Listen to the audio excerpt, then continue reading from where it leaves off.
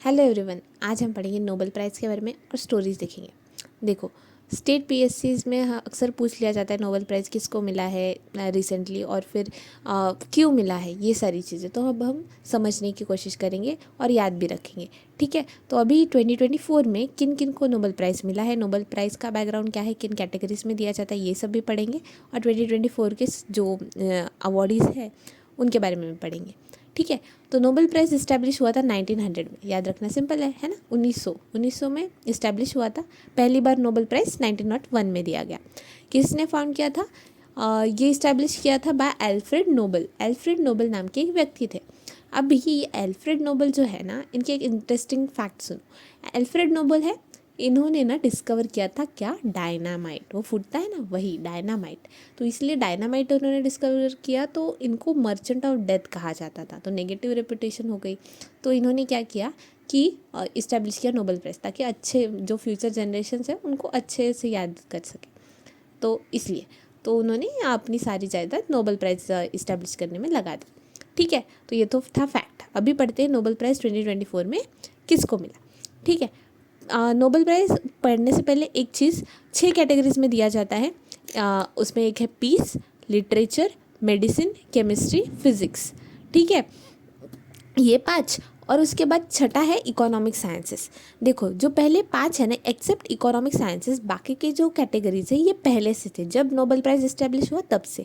Economic sciences 1968 में add हुआ। 1968 से इकोनॉमिक साइंसेस में नोबेल देने लगे। तो इसका नाम क्या है? Sveriges Riksbank prize in economic sciences in memory of Alfred Nobel. ठीक है, ये 1968 से दिया जाता है, तो ये याद रखेंगे।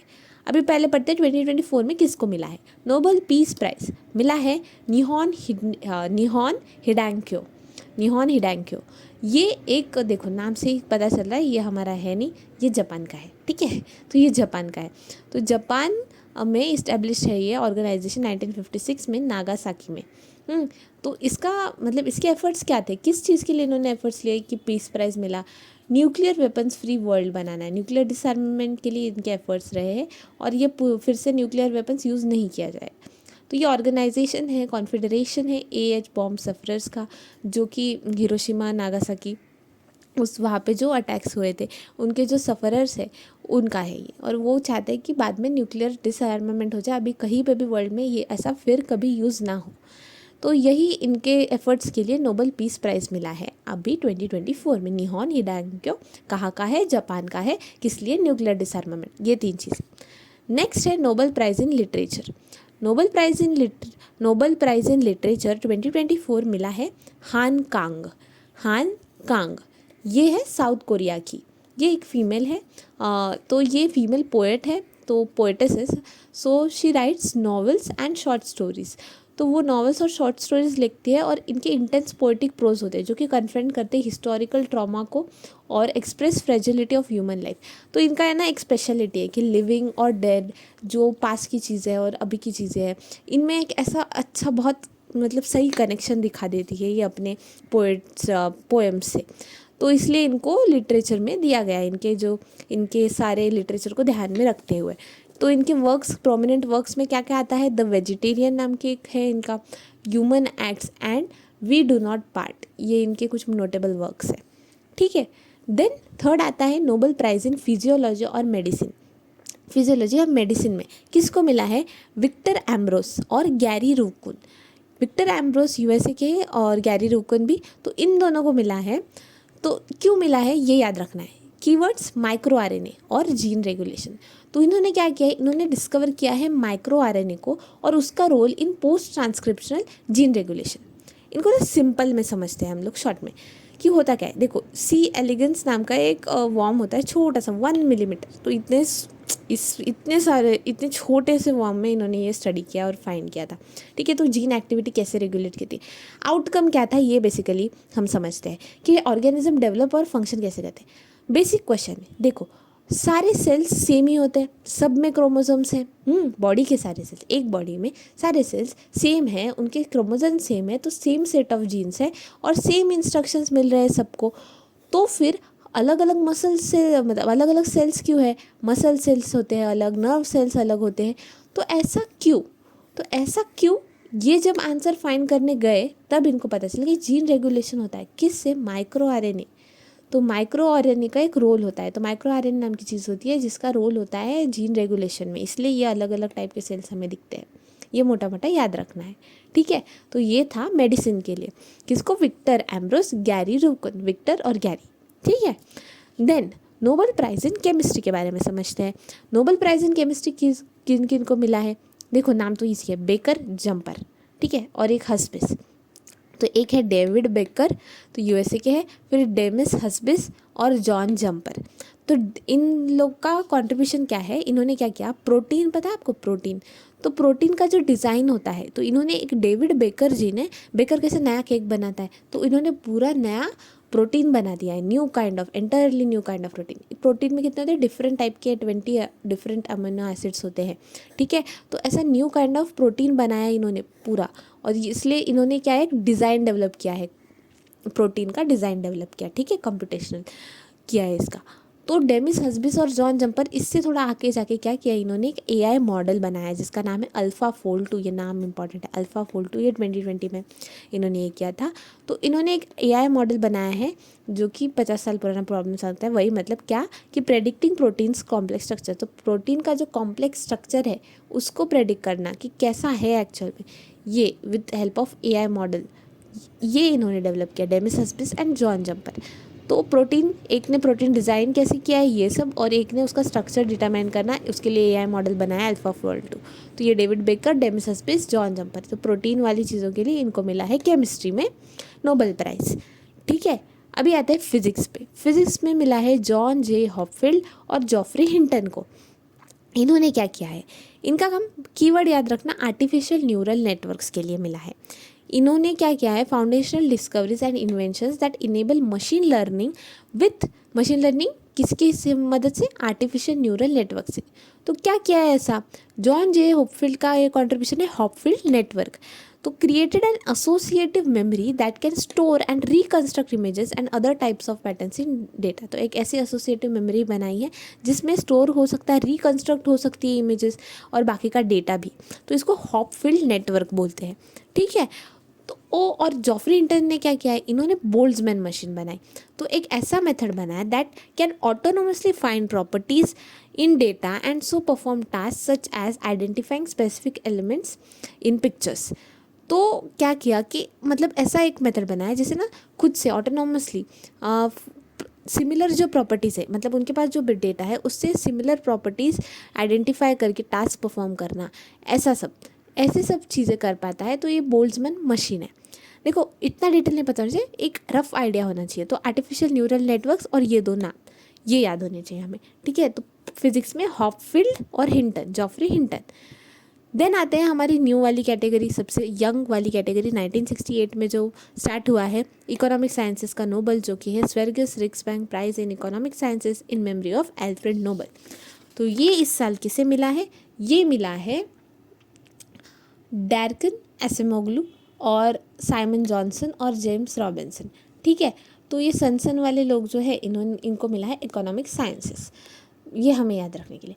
तो इन्होंने क्या एक्सप्लेन किया एक्चुअल में, इकोनॉमिक साइंस में क्या किया, इन्होंने बताया कि डिफरेंसेस कैसे है प्रॉस्पेरिटी में अलग अलग नेशंस के, कोई नेशन रिच है कोई पुअर है, तो क्या है ऐसा। तो इसमें सोसाइटल इंस्टीट्यूशंस का रोल कैसे है, तो importance of societal institutions for a countries prosperity. तो एक्चुअल में इन्होंने बताया क्या, अभी हम थोड़ा समझते हैं। यूरोपियन लोगों ने मोस्ट ऑफ द दुनिया को कॉलोनाइज किया था, बहुत सारे जगह को, ठीक है। तो एक एम क्या था इनका कि exploit indigenous people and extract resources.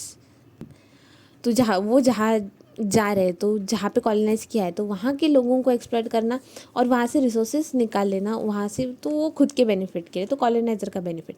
दूसरा कि फॉर्म्ड इंक्लूसिव, दूसरा क्या किया इन्होंने कि इंक्लूसिव पॉलिटिकल और इकोनॉमिक सिस्टम्स बनाए for long term benefit of European migrants.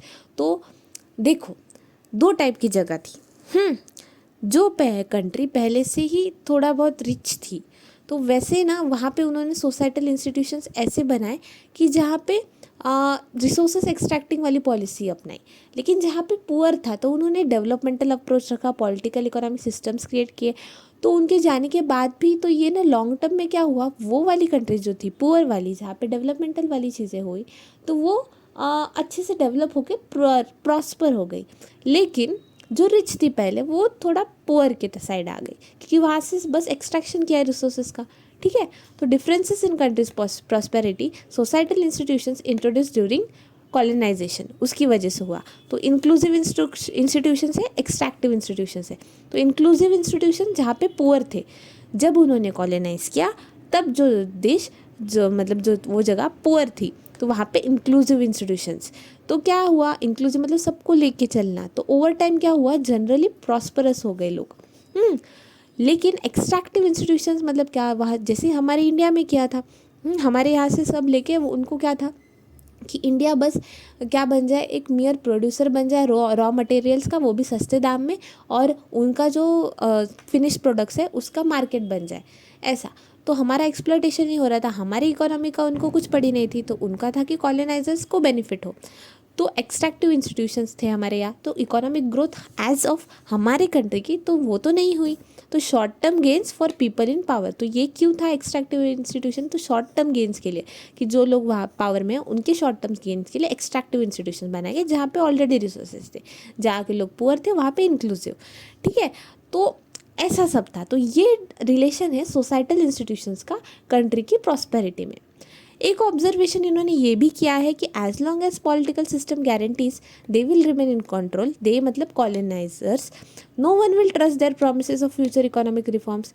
बराबर है ना, अभी एक्सट्रैक्टिव इंस्टीट्यूशन है, ग्रोथ ही नहीं हो रही है, हाँ वो अपना ही फ़ायदा कराए जा रहे हैं, और फिर बोलेंगे कि नहीं नहीं हम फ्यूचर में आपको इकोनॉमिक रिफॉर्म्स कराएंगे, इसका प्रॉमिस हम कर रहे हैं कि आपकी मतलब इकोनॉमी के लिए हम करेंगे।